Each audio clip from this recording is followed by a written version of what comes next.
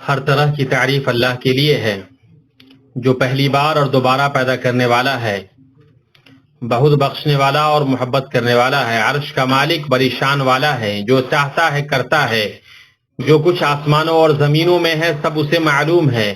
اور کوئی پتا نہیں گرتا مگر وہ اس کو بھی جانتا ہے، اور کوئی دانہ زمین کے تاریک حصوں میں نہیں پڑتا، اور نہ کوئی تر اور نہ کوئی خشک چیز گرتی ہے مگر یہ سب کتاب مبین میں ہے۔ میں گواہی دیتا ہوں کہ اللہ کے علاوہ کوئی معبود نہیں، وہ یکتا ہے، اس کا کوئی شریک نہیں، اور میں گواہی دیتا ہوں کہ محمد اللہ کے بندے اور اس کے رسول ہیں۔ آپ تمام جہانوں کے لیے رحمت، رسولوں کے امام اور تمام بنی آدم کے سردار بنا کر مبعوث کیے گئے۔ اللہ تعالیٰ نے آپ کے ذریعے نعمت کو پورا فرمایا اور دین کو مکمل کیا۔ اللہ کا درود و سلام نازل ہو آپ پر، آپ کی بیویوں پر، آپ کی آل پر، آپ کی تمام اصحاب پر، اور ان پر جو قیامت تک ان کے طریقے پر چلے اور ان کی راہ کی پیروی کریں، اور بہت زیادہ سلامتی نازل ہو۔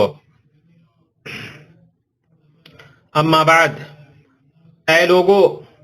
اپنے رب کا کما حقہ تقوی اختیار کرو، اسلام کے مضبوط کڑے کو تھام لو، اللہ تعالیٰ سے اس کے دین پر ثابت قدمی اور اس کے نبی کی سنت کی پیروی طلب کرو تاکہ تمہیں رحمان کا دیدار ہمیشہ والی جنت میں حاصل ہو۔ اے لوگو، اپنے اس رب کی عبادت کرو جس نے تمہیں اور تم سے پہلے کے لوگوں کو پیدا کیا، یہی تمہارا بچاؤ ہے۔ اللہ کے بندو، اللہ تعالیٰ کی طرف سے بنی نوع انسان کو با اختیار بنائے جانے میں سے یہ ہے کہ انسان مادی ترقی کی بہت بلندی تک جا پہنچا ہے۔ وہ دور کی چیزوں کو قریب کرنے، زمانے کو مختصر کرنے اور مشکلات کو آسان بنانے میں وہ تنوع پیدا کیا کہ اس کی مثال تاریخ میں نہیں ملتی۔ تاہم یہ مناسب نہیں کہ ان سب چیزوں میں انہماک موجودہ مادی عناصر اور ان کے تہذیبی نتائج کے درمیان ہم آہنگی کے شعور کو دو آتشہ کرنے کی ضرورت سے غافل کر دے، تاکہ انسان کے جسم کی خدمت اور روح کو مہذب بنانے کی خدمت ایک ساتھ ہو سکے، اس لیے کہ روح کی ترقی جسم کی ترقی سے اعلیٰ ہے، جیسا کہ اللہ تعالیٰ کا فرمان ہے، اور جو کچھ اللہ تعالیٰ نے تجھے دے رکھا ہے اس میں سے آخرت کے گھر کی تلاش بھی رکھ اور اپنے دنیاوی حصے کو بھی نہ بھول۔ اس لیے کہ اس ہم آہنگی کے فقدان سے ایسے لوگ نمودار ہوتے ہیں جن کی بردباری پر ان کی سختی اور نرمی پر تشدد غالب ہوتا ہے۔ روح کی آسودگی پر جسم کی آسودگی کو ترجیح دینے کی وجہ سے انہیں سنگ دلی، جارحیت، تشدد اور دوسروں پر حاوی ہونے کی بیماری لاحق ہوتی ہے، اور اس بیماری پر نظر رکھنے والوں کے قلم اسے غنڈہ گردی سے موسوم کرنے پر متفق ہیں۔ اس بیماری نے ان ڈھیلے کمزور دلوں میں اپنا گھر بنا لیا ہے جن کی تعلیم اس بات پر نہیں ہوئی کہ وہ اپنے حقوق اور جان و مال اور عزت و آبرو کے تئیں دوسرے لوگوں کے حقوق اور حرمتوں کا احترام کریں، اور بےہودگی، لوگوں پر زیادتی اور انہیں چھیڑنے کی سنگینی کا احساس رکھیں، اور رسول اللہ صلی اللہ علیہ وسلم کے اس فرمان کی پرواہ نہ کریں۔ ہر مسلمان پر دوسرے مسلمان کا خون، مال اور اس کی عزت حرام ہے۔ بخاری اور مسلم نے اس حدیث کو روایت کیا ہے۔ بے شک یہ جارحانہ رویہ، اے اللہ کے بندو، اس وقت پیدا ہوتا ہے جب برتاؤ اور تہذیب کے بیچ واضح دوری ہو، اس لیے کہ جو خالی نفس ہے وہ اس وقت تک قابو میں نہیں رہے گا جب تک اس کو قابو میں نہ کیا جائے اور اسے نرمی، آسانی اور سکون کی لگام نہ لگائی جائے۔ جن لوگوں نے اس کو غنڈہ گردی کا نام دیا ہے اس لیے دیا ہے کہ اس میں موجودہ سرکشی گھناؤنی ہے، اور زیادتی کرنے والا اپنی فطرت میں اپنی انسانی صورت سے نکل کر ان خطرناک درندوں کا برتاؤ کرنے لگتا ہے، برتاؤ اختیار کر لیتا ہے جو اپنے قریب کے لوگوں کو پھاڑ کھاتا ہے اور ان پر حملہ کرتا ہے، تو یہ انہی درندوں کے مانند حملہ کرتے ہیں اور درندگی کرتے ہیں۔ آدمی اگر فطرت کے طور پر ترش روئی سے مانوس ہو جائے تو یہ ترش روئی بار بار اس پر اپنی برائی کے ساتھ حملہ آور ہوتی ہے اور آدمی سرکش ہو جاتا ہے۔ اس میں کوئی تعجب نہیں کہ ایک شر دوسرے شر کو بھڑکاتا ہے، جو قابل نفرت تشدد کو ترجیح دے وہ جارحیت پسند ہو جاتا ہے۔ اللہ کے بندو، غنڈہ گردی نما ہونے والا جارحانہ سلوک ہے جسے انسان، مرد ہو یا عورت، چھوٹا ہو یا بڑا، فرد ہو کے جماعت دوسروں کے خلاف انجام دیتا ہے، اس سلسلے میں وہ اپنی قوت، اپنی جوانی، اپنے رفقا پر بھروسہ کرتا ہے، اور جس پر سرکشی کر رہا ہے اس کی کمزوری اور اکیلے پن کا فائدہ اٹھاتا ہے۔ گویا کہ یہ جارحیت پسند اپنی جارحیت کے سبب کئی طرح کے برے اخلاق کی الٹی کرتا ہے، جس کو اس نے دانستگی یا نادانستگی میں اتنا نگل لیا ہے کہ وہ بدہضمی تک پہنچ گیا ہے۔ ہر چند کے اس جارحیت کی کوئی خاص عمر نہیں، لیکن اس جارحیت کو بچوں، بڑوں اور سینے شباب کو پہنچنے والوں کے درمیان سرسبز و شاداب زمین ملتی ہے۔ جہاں تک جارحیت کے وسائل کی بات ہے تو گھر، بازار، مدرسہ اور عام و خاص اجتماع گاہوں پر بہت زیادہ ہے۔ جارحیت دو طرح کی ہوتی ہے۔ پہلی مادی جارحیت، اس کی بھی کئی قسمیں ہیں۔ یہ سب و شتم یا مذاق اڑانے، گالی گلوچ کرنے یا اس طرح کے تمام چیزوں کے ذریعے لفظی ہو سکتی ہے۔ یہ چھیڑ چھاڑ اور بلیک میکنگ کی وجہ سے نفسیاتی خواہشات کے ذریعے ہو سکتی ہے۔ کسی کو مارنے یا جسمانی ایذا پہنچانے، چھین لینے، ڈاکہ ڈالنے، دوسروں کے مال کو برباد کرنے کی وجہ سے عملی ہو سکتی ہے۔ جارحیت کی دوسری قسم معنوی جارحیت ہے، جو تحقیر، تعصب اور نسل پرستی، حق کا انکار اور لوگوں کا حق مارنا ہے۔ جارحیت اللہ کے بندو قابل نفرت بیماری ہے۔ کسی بھی معاشرے میں اس وقت تیزی سے بڑھ جاتی ہے جب تربیت کرنے والے لوگ اور اس تباہ کن بیماری کے ماہرین اس سے غفلت برتتے ہیں۔ بعض ماہرین نے اس بہت سارے معاشروں کی عام صورتحال شمار کیا ہے، چاہے ان کے رہن سہن اور ان کے خیالات جیسے بھی ہوں۔ اس سلسلے میں ان کے یہاں ٹیلی ویژن، ریڈیو اور اخبارات میں بہت زیادہ گفتگو ہوتی ہے۔ کتنے زیادہ جارحیت کے واقعات ہیں جنہیں لوگ دائیں بائیں دیکھتے ہیں، جیسے چھیڑ چھاڑ، بلیک میلنگ، سخت ایذا، دوسروں پر زیادتی، لوگوں کے راستوں میں یا ان کے اجتماع گاہوں میں، کبھی کبھی گھروں میں بیویوں کے درمیان، کبھی ماں باپ اور بال بچوں کے درمیان۔ کتنے معاملات ایسے ہیں جو پولیس تک پہنچتے ہیں۔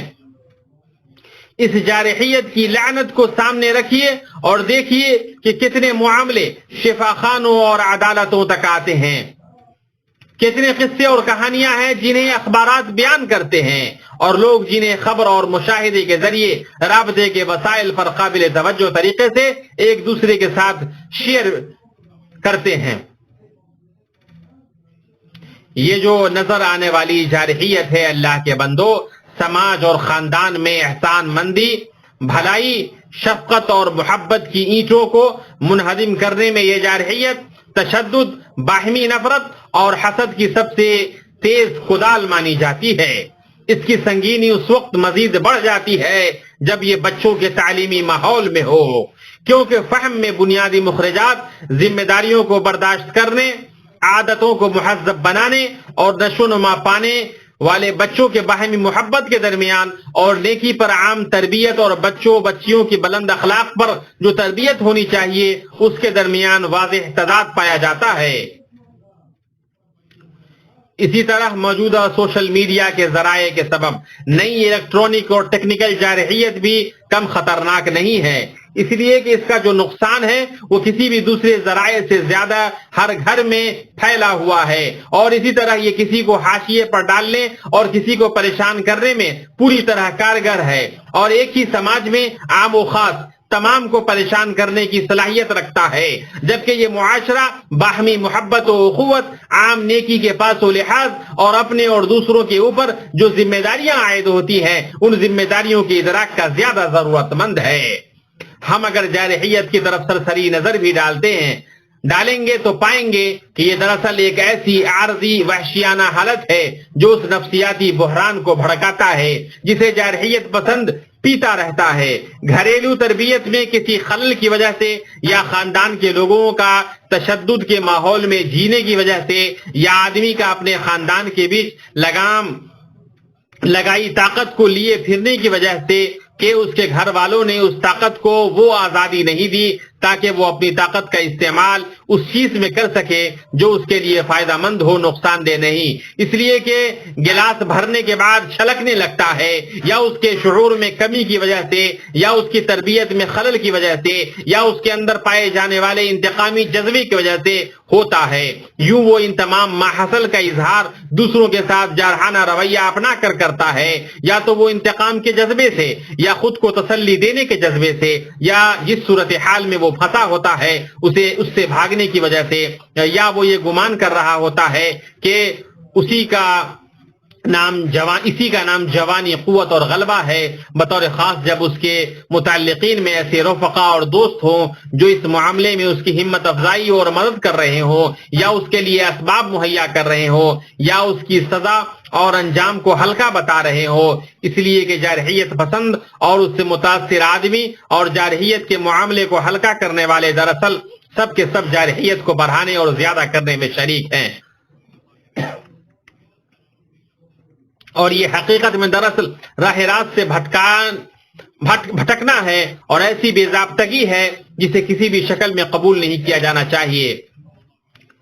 جہاں تک جارحیت پسند آدمی کے لیے اس کے انجام کی بات ہے تو اس کی اپنی شخصیت میں ایک طرح کا اضطراب پیدا ہوگا اور اس کے معاشرے میں بگاڑ پیدا ہوگا، اس کے اندر دائمی سرکشی والا برتاؤ پیدا ہوگا۔ جیسا کہ نبی صلی اللہ علیہ وسلم نے فرمایا، کسی کو چت کرنے والا آدمی پہلوان نہیں ہوتا، پہلوان وہ ہے جو اپنے غصے کے وقت اپنے نفس پر قابو رکھے۔ اس کو بخاری نے روایت کیا ہے۔ دوسری پر جارحیت کرنا، اے اللہ کے بندو، پھیلا ہوا بگاڑ ہے اور جارحیت کرنے والا کمزور ہوتا ہے، ہر چند کہ وہ اپنے آپ کو جوان دکھے، اس لیے کہ جس کو اس کے نفسیاتی میلانات اپنے قابو میں کر لیں تو وہ محض اپنی خواہش کا غلام ہوتا ہے، آقا نہیں۔ اور ایسا آدمی گھٹیا درندوں کے اخلاق کو اسلام کے بلند اخلاق پر فوقیت دیتا ہے اور اسلام کی اصلاح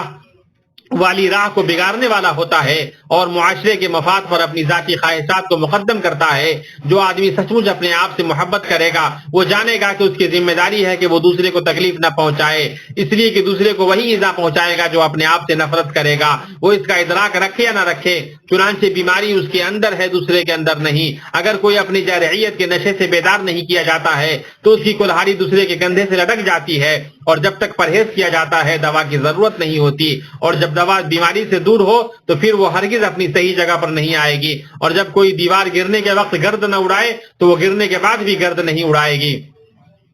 تخصص رکھنے والوں میں سے جو سیکورٹی کے افراد، قانون داں، تربیت کرنے والے اور ماہر نفسیات ہیں، ان سے یہ تاکیدی گزارش کی جاتی ہے کہ وہ اس ہلاکت خیز مصیبت کو قابو کرنے میں اور زیادہ کوشش صرف کریں۔ اس مصیبت پر قابو اس وقت پایا جا سکتا ہے جب اس کی تشخیص کی جائے، اس کا سبب معلوم کیا جائے، اس کی رکاوٹ کو بیان کیا جائے، اس کو ختم کرنے کے لیے اس کا مناسب حل مہیا کیا جائے۔ جو لوگ جارحیت کرتے ہیں ان کی مذمت کی جائے اور ان کو سزا دی جائے، اور تمام متنوع قسم کے تخصص رکھنے والوں کے درمیان اس بات کا اتفاق ہو کہ کوئی بھی سوراخ باقی نہیں رہے یہاں تک کہ اس کو بھر دیا جائے۔ ہر متخصص کو اللہ تعالیٰ نے جو بھی علم دیا ہے وہ اس کے ذریعے اس مصیبت کو ختم کریں، بنا بری وہ تمام لوگ جن کا اس سے تعلق ہے ان کے لیے مناسب نہیں ہے کہ وہ جارحیت سے مقابلہ کرنے کے تخصص میں ایک دوسرے سے مقابلہ کریں اور نہ آپس میں لڑیں، اس لیے کہ ہر آدمی کا اپنا کردار اور اپنی ذمہ داری ہے۔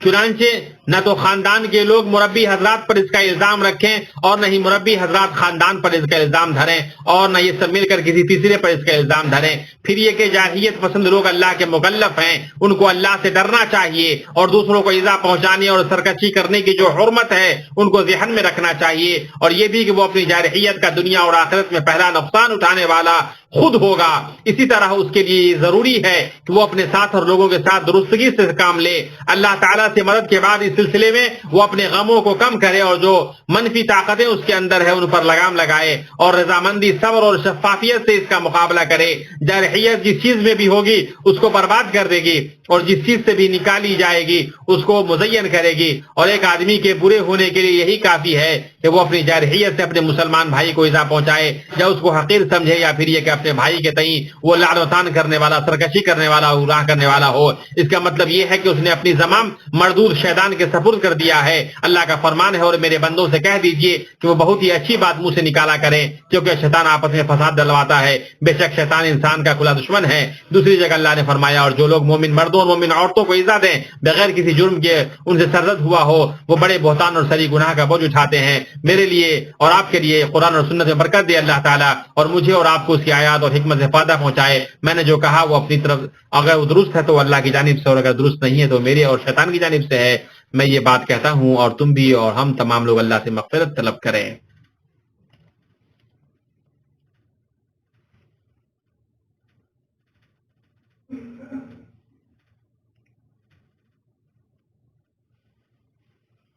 ہر طرح کی تعریف سارے جہانوں کے رب کے لیے ہے۔ درود و سلام نازل ہو انبیاء و مرسلین میں سب سے اشرف پر، اما بعد۔ اللہ کا تقوی اختیار کرو اللہ کے بندو، اور جان لو کہ دینی مانع کی کمزوری اور درست اخلاق کے تعلق سے تربیت کی ناکامی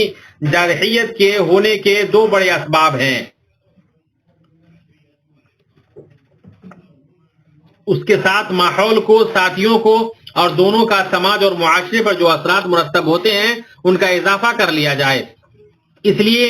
کہ دوست ہی دوست کی پیروی کرتا ہے، اور ایسا آدمی جارحیت پسند نہیں ہو سکتا ہے جس کے دوست سنجیدگی اور متانت پسند ہو، اور ایسا آدمی سنجیدہ نہیں ہو سکتا جس کا دوست متکبر اور متشدد ہو۔ جارحانہ رویہ کا مناسب علاج یہ ہے کہ بچے کے اندر خود اعتمادی پیدا کی جائے اور بچپن ہی سے اس کے اخلاق و سلوک کی نگرانی کی جائے تاکہ وہ اس مہلک پھندے سے نکل جائے اور اس کی زندگی کا سفر جارحانہ رویہ سے خالی ہو جائے۔ اس کے مقابلے میں اللہ کے بندو، اس سلسلے کے جو متخصص حضرات ہیں وہ جزا کے اصول کے مقابلے کام میں لانے میں غفلت نہ برتیں، اس لیے کہ جارحیت کے رجحان کو کم کرنے میں یہ بنیادی عنصر کی حیثیت رکھتا ہے۔ وہ جارحیت جس سے پورے معاشرے کے استحکام کو خطرہ لاحق ہے، اور یہ کہ ضروری ہے کہ مسلمانوں کے سربراہ جو قانون بناتے ہیں انہیں عمل میں لایا جائے، جن کا کام یہ ہے کہ وہ ان کے حقوق کی حفاظت کی توثیق کرے گی، ان کو ایذا پہنچانے اور چھیڑ چھاڑ کرنے پر سزا دے گی، اس لیے کہ بعض جو گھٹیا نفوس ہیں ان کو واعظ اور یاد دہانی روکنے والی نہیں ہے، وہ طاقت کے زور سے ہی سنتے ہیں، جیسا کہ حضرت عثمان کا رضی اللہ عنہ کا قول ہے، اللہ تعالیٰ قوت سے وہ روکتا ہے جو قرآن سے نہیں روکتا۔ جو باتیں گزر چکی ہیں ان سے کم اہمیت کی یہ باتیں نہیں ہیں کہ لوگوں کو بیدار کیا جائے، انہیں صحیح راستہ دکھایا جائے اور اخلاق کریمانہ کی جانب ان کی درست طریقے سے رہنمائی کی جائے، اور الفت و محبت اور بھائی چارے کی روح کو مختلف وسائل کے ذریعے پھیلایا جائے، اور یہ بیان کیا جائے کہ جارحیت پسندی پھاڑنے والی درندگی ہے، اگر آدمی اسی کی نمائندگی کرنے لگے تو پھر اس جارحیت پر قابو پانا مشکل ہو جاتا ہے۔ اور بھی بیان کیا جائے، اور یہ بھی بیان کیا جائے کہ کوئی بھی غلبہ اور کوئی بھی فتح جو جارحیت سے پیدا ہوتا ہے وہ حقیقت میں کسی بھی شکست سے زیادہ برا ہوتا ہے، اس لیے کہ ہر عقل مند انسان کے نزدیک یہ ایک جھوٹا غلبہ ہے، اس لیے کہ جب توجیہ و تعلیم کمزور ہوتی ہے تو جہالت عام ہو جاتی ہے، اور جہالت سے خوف آتا ہے، اور خوف سے تعصب، اور تعصب سے دراصل یہ جارحیت آتی ہے، اور درست ہدایت کی تاریخ جہالت سے چھٹکارے کی روشنی ہے۔ اس لیے اگر ہم بچوں اور جوانوں میں پائے جانے والی جارحیت کے رجحان کے ساتھ بہتر برتاؤ کر لیں تو امت کے مستقبل کے ایک اہم گوشے کو مامون کر دیں گے، اس لیے کہ آج کے بچے کل کے شباب ہیں، اور آج کے شباب کل کے بوڑھے ہیں، اور ایک مضبوط معاشرہ بچوں، جوانوں اور بوڑھوں سے مل کر ہی بنتا ہے، اور یہ لوگ اس وقت تک باہمی محبت تک نہیں پہنچ سکتے جب تک ایک دوسرے کے زبان اور ہاتھ سے محفوظ نہ ہو۔ رسول اللہ صلی اللہ علیہ وسلم نے سچ ہی فرمایا، مسلمان وہ ہے جس کی زبان اور ہاتھ سے دوسرے مسلمان محفوظ رہیں۔ اس حدیث کو بخاری اور مسلم نے روایت کیا ہے۔ دینی رہنمائی کے لیے ہمارے چینل کو سبسکرائب کر دیجئے اور گھنٹی کے نشان کو دبا دیجئے تاکہ آپ کو مزید قیمتی ویڈیوز ملتے رہیں۔ جزاک اللہ۔